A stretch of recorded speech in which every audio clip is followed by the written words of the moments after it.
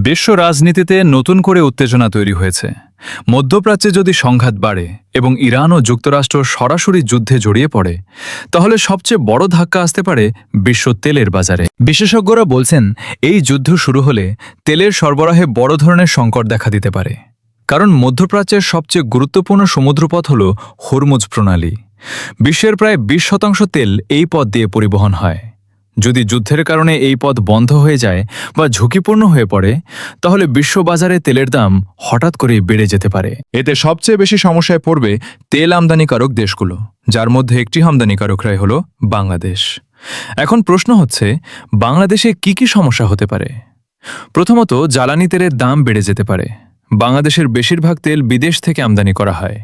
যদি আন্তর্জাতিক বাজারে দাম বাড়ে, তাহলে দেশের ভেতরেও ডিজেল, অকটেন ও পেট্রোলের দাম বাড়তে পারে। দ্বিতীয়ত, পরিবহন খরচ বেড়ে যাবে।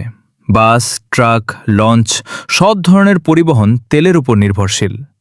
তেলের দাম বাড়লে পণ্য পরিবহন খরচ বাড়বে, যার প্রভাব পড়বে বাজারের সব পণ্যের দামে। তৃতীয়ত, বিদ্যুৎ উৎপাদনের সমস্যা হতে পারে। বাংলাদেশে অনেক বিদ্যুৎ কেন্দ্র তেল ও গ্যাসের উপর নির্ভরশীল। তেলের সরবরাহ কমে গেলে বিদ্যুৎ উৎপাদনেও চাপ তৈরি হতে পারে। চতুর্থত, দ্রব্যমূল্য বেড়ে যেতে পারে। পরিবহন খরচ বাড়লে চাল, ডাল, সবজি, নিত্য প্রয়োজনীয় পণ্যের দামও বাড়তে পারে। বিশ্লেষকরা বলছেন, মধ্যপ্রাচ্যে বড় ধরনের যুদ্ধ শুরু হলে শুধু একটি দেশ নয়, বরং পুরো বিশ্ব অর্থনীতি চাপের মুখে পড়তে পারে।